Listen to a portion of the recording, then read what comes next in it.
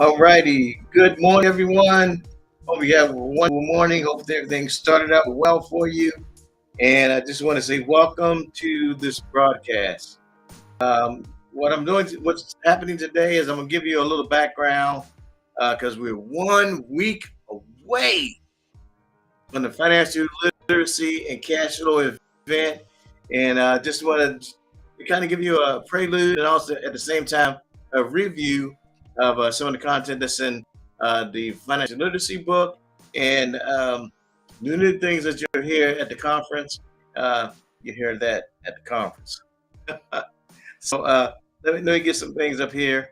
Uh, this is going to refresh your memory about the things that you learned in the Gold Edition financial literacy, and help us to refresh and renew and get ready for the additional things that we actually learn. So that's important that we understand that. So let's hear the file here.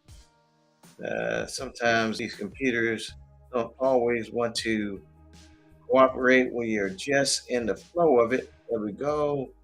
Share the screen. Here's the window. Okay, so this is boom. All righty. So this is a digital version of the book itself. It is so you can see some of the things there. All right. So here's the book, but I have some notes that I prepared from uh, this is Kindle version, and I'll just go over some of the highlighted things.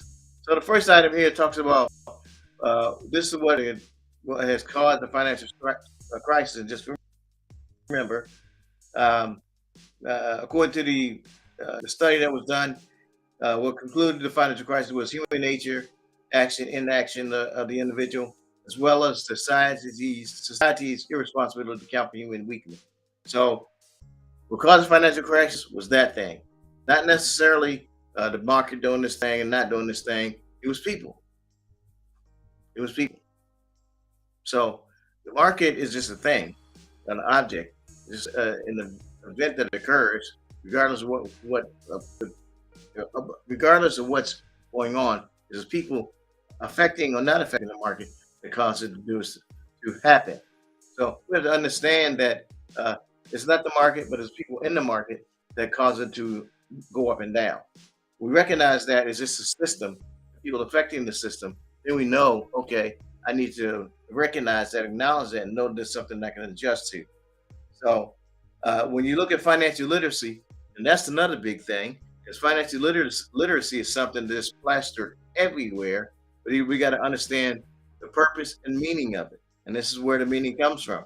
So financial literacy is the ability for an individual to gain access to economic information and make use of its concept.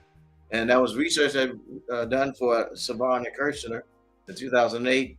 When you have the book, in the back of the book, it'll give you all the research sources that are used to get to that definition for it. Sometimes now, when you hear people say financial literacy, they're referring to a daggone product or they use a product or a service that they do. It's not necessarily a definition that you can follow. This definition you can follow no matter where you are, no matter what you do. So you'll be able to gain access to the information, then make use of the concepts. Doesn't matter where you at, what company you work for, what you're doing. That's a principle. So it's not a product or service. Being able to gain access to economic information to be able to use it.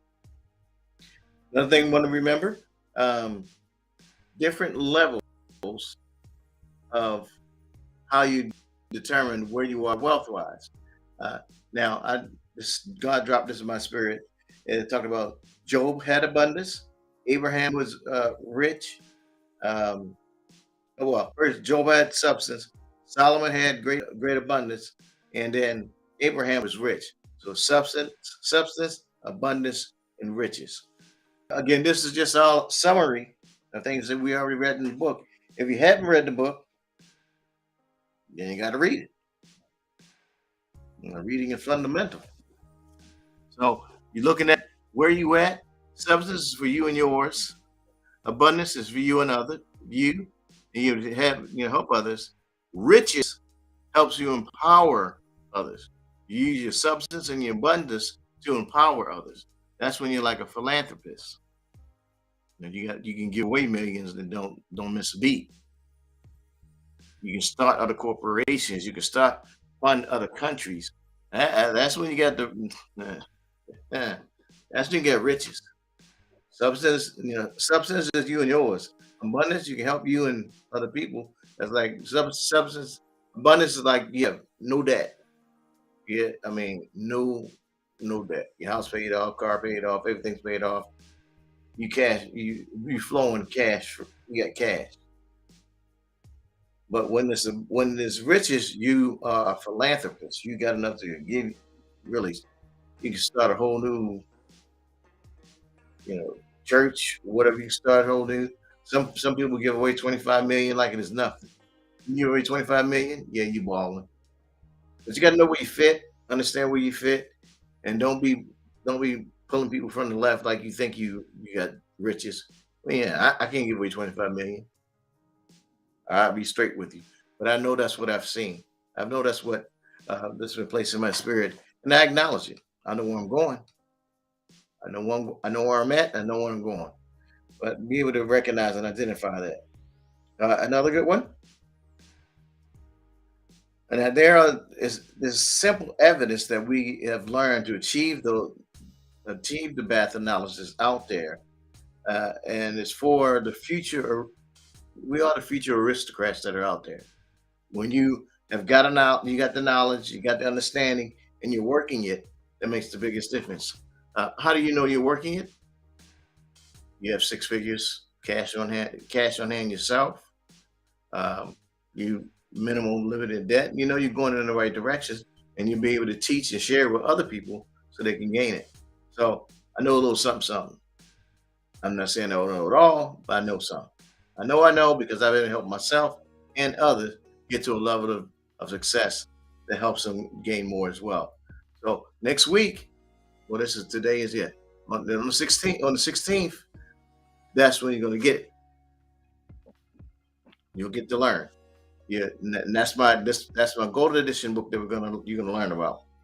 So, and within the golden edition, and I like the fact that God has given it to me three ways. I have a gold edition, and that's the first step to getting the information. Next week you learn about something else that's coming out, and it's a three. I have a trilogy of books that's going to help me share the information, share the knowledge that God placed in my heart to be able to share with others. Then we move on to the story about well, we talk a little bit more about Abraham and his riches, being rich at Abraham's standard. Um, I move on in the learning process. Um, we looked at let's see here, having a diversified portfolio. Now, some people think that when you are accumulating wealth, they think of one way of doing it. But when you start to gain your riches, you have to be a diversification. Like well, Abraham in Genesis, Abraham talks about being very rich, but it depicts he has cattle, silver, gold. These are all different means or measures of accumulation that you have to say you're wealthy. So it's not just I got a house. Only houses can make you wealthy. Oh, I got some stocks. Only stocks can make you wealthy. Oh, I got something over here. You actually need a little bit of it all to be wealthy. It's not just one thing that's going to make you ultimately wealthy. You got to have a little bit of everything. Just homes alone are not going to make you wealthy. Not stocks alone are going to make you wealthy. Not having um, cars alone are going to make you wealthy. A little bit of everything will get you there, and not just one. One can get you the most, and then you take that one item to help you buy into the other item. You got a house, got equity. The equity can help you do other things. You got stocks. The stocks can get you enough to make you go into other items, other areas of wealth as well. So there's, you can have a one set mind, but that one set mind can get you someplace. And once you get to that place, you can branch yourself out. You have to have that mentality. But if you one way, no, it won't work out long term. And there are different cycles. There are different repetitive cycles that continues from one generation to the next to the next. So when you have that way of creating wealth, you have that knowledge of creating it. You have to be able to, what makes it um, how you repeat generational wealth. When one generation understands it and learns it, and give it to the next generation. If we are unable to recreate what we learned one generation and share it to the next generation, that's another way things falter. The next generation shouldn't have to start off in welfare, and then the next one starts off in welfare. That's not good. Shouldn't be that way, but that's how things kind of falter throughout one family to the next. Uh, one family, one person. If one family never had a degree, the next family no don't go to school, don't get some extra training, that and makes things fall apart. But if one person in the family, one person in the family go to school, be happy that you've gone to school, but do something with it. Because just having a degree don't make you successful. But you with a degree can make you successful. So don't look at it, oh yes, I got my degree. Yes, I got it. Do something with it. You got a degree for you. You didn't get a degree to go to the job. You got a degree for you to make you better. That's for you. Now you got to make it better for your family, for everyone. That's for you. Let's not go give it to some man. Work for the. Oh, that's another story. All right. Okay. Uh, then uh, I did my study. When I did my study, I did it on what's called phenomenology, and that's really lived experiences. So I wanted to experience what people were living at the time as far as like finance. And sometimes a lot of the financial studies that were out there, they would actually do a test. And this is how they figure out you don't know or don't you do or don't know finance. What is this right here? And then you'll go down, I don't know. Um, what do you do right here? No, I wanted to know what you knew. I said, tell me about this. What do you know? Tell me about that. What does this mean to you? That way, you pull out what's in the person and let that person tell you about it, so you can find out what the theme is, what they're finding, what they're not finding, what they. So that way, is more what they call inductive. So in my inductive approach, you may not be able to see all the words right there, but it's purpose. So what I found was that uh, believers um, there are 5 reasons that believers need to understand or need to get a handle on finance. One, they need to validate the testimony, and that's the third John 3:1. We have to validate. The scripture says we're supposed to be wealthy. Do it. You don't want to have the wealth, you don't got to keep it. Give it back to to God. The church needs it because we have to win more souls for Christ. Two, it's a platform and influence. Someone that's wealthy is able to speak to more people. People kind of seek out those that are wealthy, talk to other people to be able to speak to. You get to speak to more folks that way. Number three, you can provide resources for expansion. The funds you make, if you say, I don't want to be wealthy. Some people see that I don't want to be wealthy, but you got the power to do it. Get the wealth, you can expand more for the kingdom. But when you're in a negative state, you can't be a benefit. That's the fourth thing you got to watch out for. If you're in a negative state, you can't be a benefit to you or no one else. If you're burdened with debt, if you're burdened with bills and you can't get out, I mean, you can't help yourself, and you can't help nobody else. Your car's stuck in the sand, you ain't going nowhere. And you got a flat tire, and you can't buy a tire, you are stuck. So I mean, you can't benefit you or nobody else. So you don't want to get into this spot like that. And the point, realize that it's already been paid for. It's already been purchased. Christ already paid for it, and do it. You already paid the price. Somebody bailed you out of jail. You got bailed out. No, you already got bailed out. You ain't got to turn around. Like, oh, you pay me. No, Jesus already paid the price for you. He paid the price for you. So thank you, Jesus. Keep rolling, do that work for you. So 5 reasons. One, validate the scripture. Two, you become a platform of influence. Three, you provide resources for expansion. Four, if you're in a negative state, you know use to yourself or anyone else. And five, realize that you provide has already been provided for you and purchased. Those 5 reasons. And once you understand that, you say, okay, I got it. Let me get going. Let me get things done. All right. Uh, and let's see.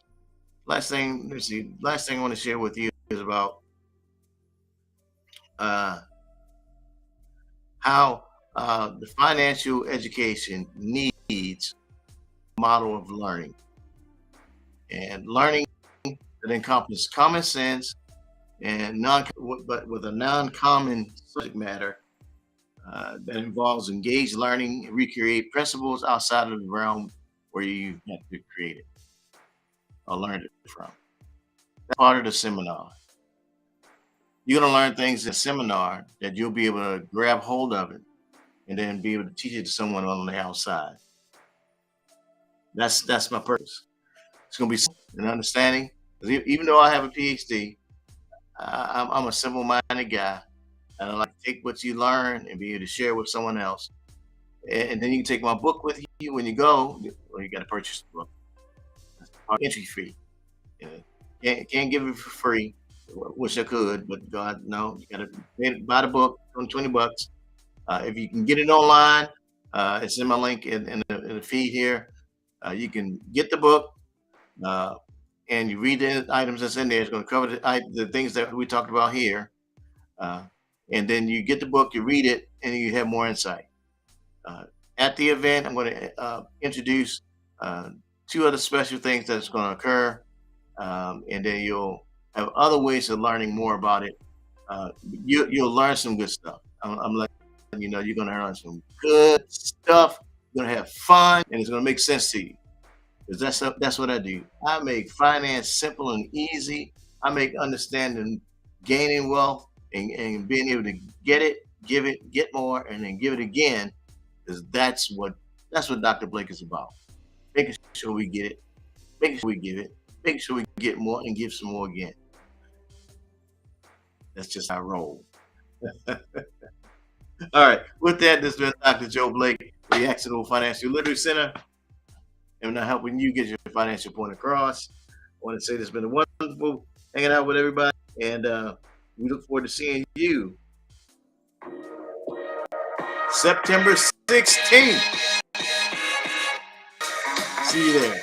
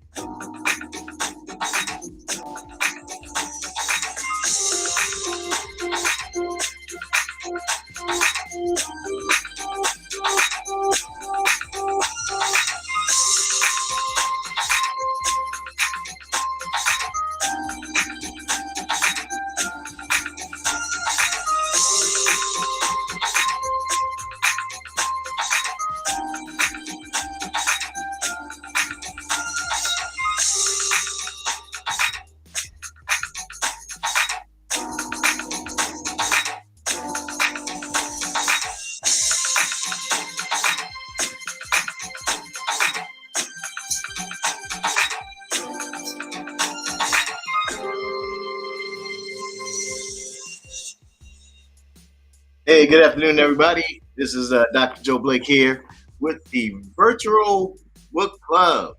Hey, just want to welcome you this afternoon, and we're going to, get started with our Virtual Book Club.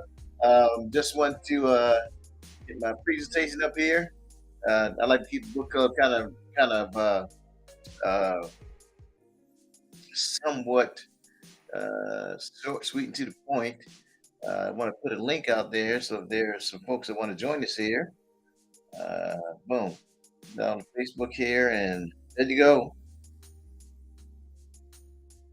All right. So there's a link out there. It's on the Facebook. If you guys want to go out there and grab a hold of it, you can kind of get in and join us. Um, so show the PowerPoint. So and here we go. There is the first book club here. What I want to share with us this morning, this afternoon rather, in the afternoon. Start to the NFL season, National Football League. My team won. The team won. Baltimore Ravens. Yay, Ravens!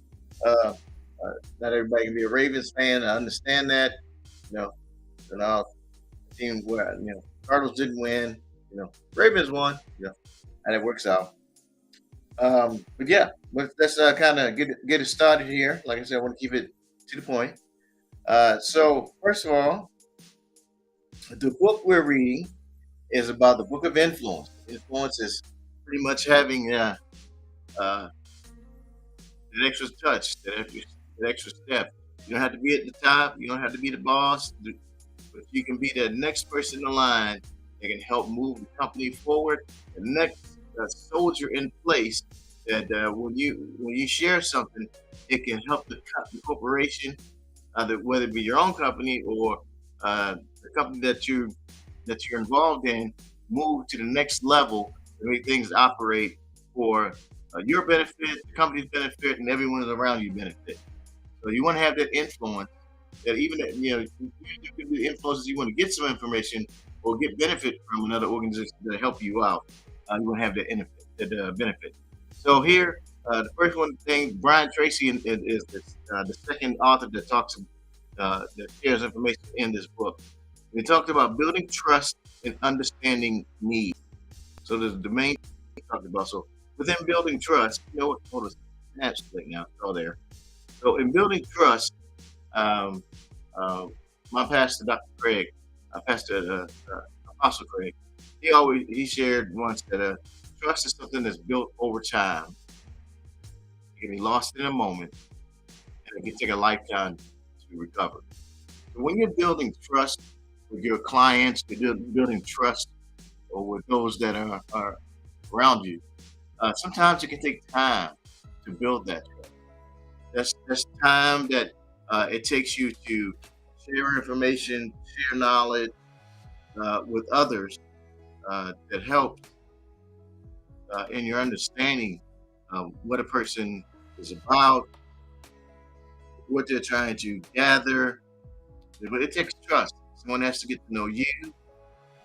You have to get to know them, and that process is not gathered, and it can be gathered over time. It can be gathered in just. It may not be gathered in one setting. Sometimes you run into someone, you and that person have it's like an instant. Sometimes you have an instant kind of like feeling for the individual. Maybe you like military guys. We tend to veterans. We click because veterans we tend to share a same commonality, same experiences, the military experience. Uh, we all can remember basic training like it was yesterday. We remember the TI, coming up to us and get off of my bus. I'm like, oh my God, man, you don't know me. I'm your mama and your daddy. I'm like, please, mother. Some of the things that we run across coming through basic training. But we have that commonality that makes us together. So the trust time is shortened because of that common experience that we went through. So sometimes you building that trust is shortened because of that. And um, but that trust can be lost in one moment if something that's untrustworthy is done, and you can lose that experience with one another. So you got to be mindful of that. And when you're building that trust, what you're looking for is any pain points. And sometimes when I heard you when you hear pain points, what you're looking at is looking for what your client or customer or your person you want to do business with has any pain points, something that causes them a little uneasiness to doing business with you, a little uneasiness to move forward, a little uneasiness to taking that next step to do business, um, to saying yes to what you have to offer, saying yes to what you're what you're proposing. So you're looking for those points when you're building that trust. You're also looking for their desires. What are the outcomes they're looking for? What do they desire to happen with their partnership with you? Yeah, are they looking to um, gain something, be able to give something, be able to um, have something to happen that's going to positively influence their life and influence their family and get their business to that next hurdle. So you want to look when you're asking building that trust. You want to look for those different desires out there. What goals are they achieving? Are they looking to go from a $1,000 business to $100,000 business to $1 million business? You want to be able to quantify what goals you're trying to reach for yourself and for that organization, and if that quantification is going to be enough for what they're searching for. So you're building that trust over time, and you want to maintain that trust, and how you measure it by achieving those goals.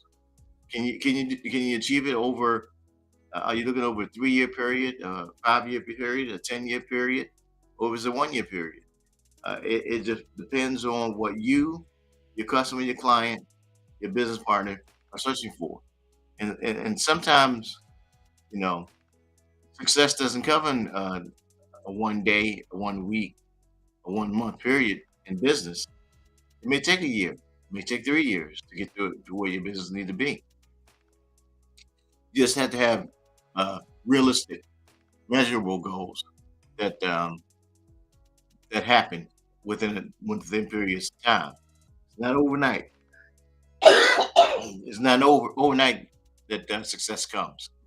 Success comes by hard work, patience, and persistence in achieving what you want God to have for your business. Um, and then you have to listen. What are you listening for? Are you listening or are you hearing? Hearing, you hear it, but you're not doing nothing with it. But listening requires that you're physically there. You're hearing without interrupting. Sometimes people they're just waiting for someone to shut up so they can just jump right in and see what they got to say. No, no, no. When you're listening, you want to hear that person out. You want to hear that client out. You want to find out what they're really saying about where they want to be, where they want to go, and how they want to do it. You're sitting back, let them speak, let them share. Because the only way for you to know how you can help them if you allow them to speak and talk. You can ask questions here and there, but you're just trying to figure out, dig in there, what their needs are. Because the only way you can serve them, and the only way you can figure out how you can help them, if you find out what they need. But if you're doing all the lollygagging and yakking, you have no idea where they want to go, what their needs are. You're so busy talking your smack that you're not figuring out what their needs are. Yeah, I got this product, and this product can do this. It can pick you up and make you fly across the floor. You can, suspend in air for 7 seconds before you dunk the ball. Uh, no, man, you got to figure out what they want, man. They don't want to dunk. Maybe they want to do a layup. You know, maybe they want to shoot. From mid court every time. No, maybe they want to. Maybe they just want to shoot 5 feet from the hoop. You don't know. Now I don't play basketball. I played it before a few times. I'm kind of you don't want to play basketball with me, man. But I play kind of rough. But you got to find out what their needs are, and and be able to serve their client, serve their customer. So, how do you do that? You listen, you hear them out. That way you can give them what they need. And when you give them what they need and you're not selling, there you go. You just filling the need. Find that need, fill that need. And there you go. So uh, when you do that, it makes it easy for you, makes it easy for your customer and your client, and everybody's happy. Everybody's happy. And so with the book of influence, that's how you gain an influence. You build that trust, you understand what the needs are, you listen, then you fill that need. Simple, easy, easy stuff to do. Easy stuff to do. Okay. Now, what I want to remind you of is what's coming up this week. Now, this week you're invited to my actionable financial literacy and cash flow event that's coming up this Saturday, 12 to 10 p.m. It's going to be held at the at Staybridge Suites in Goodyear, or Goodyear. The Fiend is in man Glendale. Man, that's kind of small. Let me see if I can pull it real quick for myself. It's going to be a wonderful, wonderful event. We got some games that's going to be played here. You're going to have some fun with the different. Uh, I mean, I like having fun. Only way you can learn really is you learn when you have fun. You having fun, you learn, and it makes it such um, a great way of learning when you laughing, giggling, and having all those things at the same time, and and it's it makes a good day having a good day when you learn that way. But it's at 9340 West Cabela Drive in a Goodyear in Glendale, Arizona. It's right behind the Cabela's, where you pick up guns, stuff like that. I ain't telling you about buy a gun though, but it's right behind it. Holiday Inn to the right of it, and the left hand side. That's the Stay Bridge Suites. Go right in there from 12 to 2 p.m. First off, I'm going to be teaching from my book. Let me grab my book here for you. Show you that right there. There you go. So you got um, my book, Joseph Building Financial Literacy. Now that Joseph is actually the Joseph from Genesis chapter 40. It's not the brother. My name just happens to be Joseph, right? So that Joseph there. Um, and you're gonna learn something new that's coming too. You're gonna learn something new. This is the cash flow game that we're gonna play. Cash flow game. That game was by Robert Kiyosaki. I get no money for mentioning the game. I get no money for promoting the game, but I like the game because it teaches you some fundamentals that are good for finance. Very good fundamentals. So we're gonna while we playing the game, you're gonna learn something about yourself. You really are. You'll like it, then you might not like it, but you're gonna learn about you.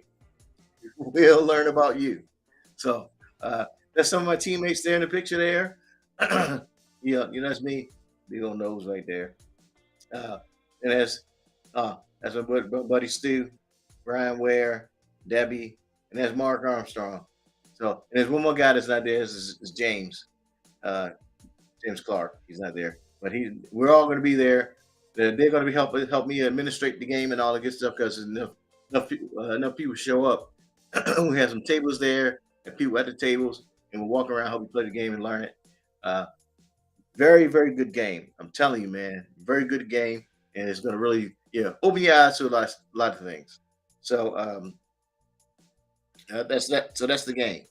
Now we're going to play the game, and when we're done playing the game, like I said, at the end, I'm going to give you some information about some fabulous stuff you're gonna be able to get in the coming months, and then uh, you guys got to be there. I'm telling you, you got to be there and get the information because it's gonna be a it's gonna be a good deal. I mean, that's God always gives me some good stuff and good information to share with His people, and I'm like a willing vessel. He gives it to me. I always like to give it out and and be able to share the information So the more you get, the more you give, the more you can gain, the more you can give back to the body of Christ. That's my efforts, and for those that really want to go get in more detail, I'll be able to offer some other things as well. That and that's the extra stuff is a little bit more detail involved with that. But hey, it'll be worth it. I'm telling you, it'll be worth it. All right. So with that, it's been Dr. Joe Blake here with the Virtual Book Club. Virtual Book Club. But join me in the future. You can come in and share your thoughts on some of the things we have to read, what you gain from the different chapters of the book as well. This is just the first book, the Book of Influence. We'll have some more later on down the road as well. And hey, we'll see you next Monday, 1 p.m. See you then.